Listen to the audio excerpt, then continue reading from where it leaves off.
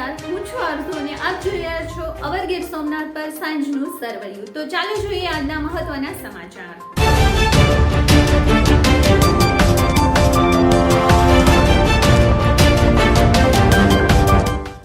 CM Bhupendra પટેલનો આજે 63મો જન્મદિવસ.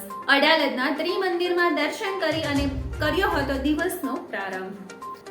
ગુજરાતમાં એક સાથે 3 સિસ્ટમ સક્રિય. આણંદ નજીક ટ્રક અને લક્ઝરી બસ વચ્ચે ગમખ્વાર અકસ્માતમાં 6 થી વધુના મોત. મૃત્યુઆંક હજુ પણ વધી શકે છે. રાજ્યસભામાં નબળું પડ્યું એનડીએ. ભાજપનો ભાગ રહી ચૂકેલા નોમિનેટેડ 4 સભ્યો રિટાયર થતા સાંસદની સંખ્યા ઘટીને 86 પર આવી ગઈ. ગેનીબેન ઠાકોરનો દારૂના વેચાણ સામે આક્રોશ. કહ્યું કે ગાંધીના ગુજરાતમાં 20 જેટલા દારૂના સ્ટેન્ડ ચાલતા હોય તો ઇન્ટરનલ કેટલા ચાલતા હશે?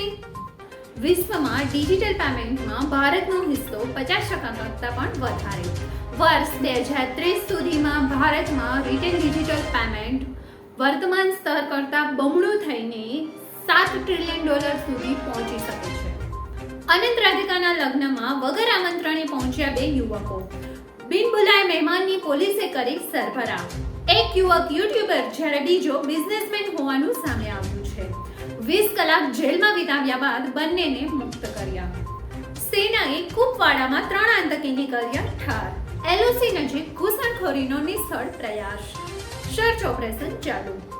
તાલાળા તાલુકાના જંગલની બોર્ડર ઉપર આવેલા છેવાડાના બામણાસા ગીર સહિતના ગામોની ગામતળની ₹3.70 કરોડની સરકારી જમીન ખુલ્લી થઈ. ફરી મળીશું અવર ગીર સોમનાથ સાથે એક નવા એપિસોડમાં. ગીર સોમનાથ સહિતના ગુજરાતભરના તમામ સમાચાર અને માહિતી માટે અત્યારે જ ફોલો કરો અવર ગીર સોમનાથને. ધન્યવાદ.